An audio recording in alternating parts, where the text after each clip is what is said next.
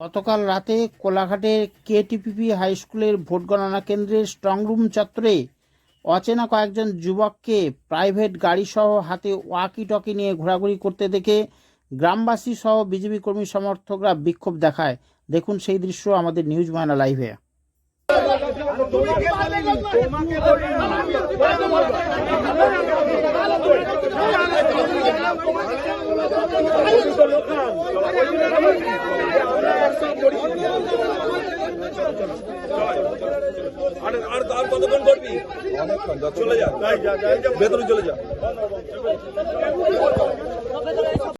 এখানে গণনা কেন্দ্র আছে।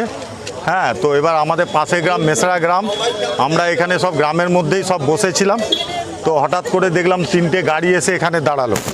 তিনটে গাড়ির মধ্যে একটা গাড়ি এর আগেও দুদিন ধরে ঘোরাঘুরি করছে। তো যেহেতু আমাদের গ্রামের মধ্যে নয় বলে আমরা কিছু বলিনি। তো আজকে তিনটে গাড়ি ওই তখন 8:30 হবে, তিনটে গাড়ি এই রাস্তার উপরে দাঁড়িয়ে দেখলাম প্রায় 15-20 জনের মতো ছেলে, হ্যাঁ, সব ইয়ং স্টাফ, এবং হাতে ওয়াকি টকি নিয়ে আমাদের গ্রামের ভেতরে ঢুকে গেল। গ্রামের ভেতরে প্রায় 50 মিটার ভেতরে ঢুকে গেছিলো। হ্যাঁ, তো গিয়ে এবার ঘোরাঘুরি করছে। তো এবার আমাদের এখানে আমরা সবাই জিজ্ঞাসা করলাম যে আপনাদের বাড়ি কোথায়। হ্যাঁ, তখন আমাদের দিকে বাড়ি না বলে প্রথমে বলছে আমরা কি ঢুকতে পারি না। আমি না, অচেনা লাগছে, আপনাদের বাড়ি কোথায় আগে বলুন। হ্যাঁ, আপনাদেরকে আমাদের গ্রামের স্থানীয় কেউ চিনে তাহলে আপনি বলুন সেরকম। হ্যাঁ, কেননা এখানে ভোট কেন্দ্র আছে।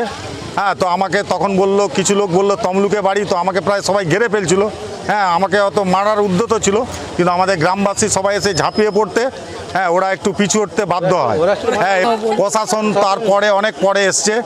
প্রশাসনকে আমরা বললাম যে আপনারা, আমাদের এখানে সিসি ক্যামেরা আছে, গ্রামের মধ্যে তিনটে গাড়ি থেকে লোক ঢুকে যাচ্ছে, আপনারা আসেননি কেন, তাহলে সিসিটিভি বসানোর মানেটা কি।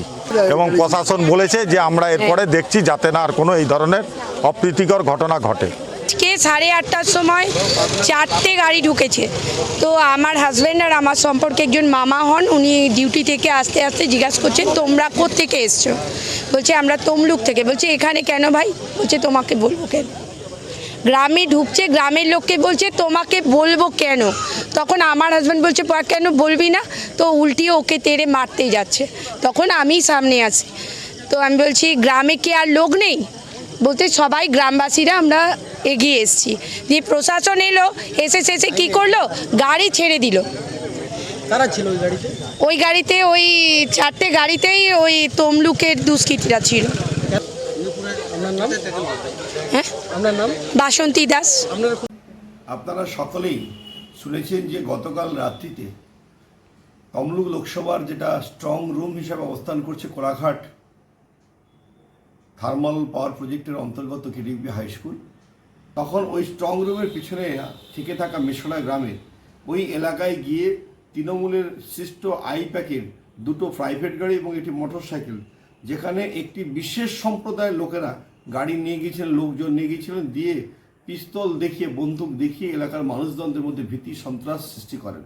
উদ্দেশ্য ছিল যেটি, তাদের উদ্দেশ্য ছিল এলাকার মানুষকে সন্ত্রস্ত করে পরিবেশটাকে প্রতিকূল তৈরি করে দিয়ে ভোটের মেশিনে কারচুপি করবার একটা নংঅর্থ দৃষ্টিভঙ্গি তারা প্রবেশ করছিল। কিন্তু এলাকার মানুষ তারা যে করে বেরিয়েছে তাদের বিরুদ্ধে রুখে দাঁড়ায়, এবং তাদের এই রুখে দেওয়ার বিরুদ্ধে পুলিশ প্রশাসনকে জানানোর সঙ্গে সঙ্গে পুলিশ প্রশাসন এসে কি করলেন, দোষীদেরকে অ্যারেস্ট না করে তাদেরকে ওখান থেকে চলে যাওয়ার জন্য সুন্দর রাস্তা করে দিলেন। আমাদের মনে করি এই দোষী পুলিশ অফিসারদের বিরুদ্ধে যেমন আইনগত ব্যবস্থা গ্রহণ করতে হবে, অপরদিকে ভোট লুটকারীদের বিরুদ্ধে আইনগত ব্যবস্থা গ্রহণ করতে হবে।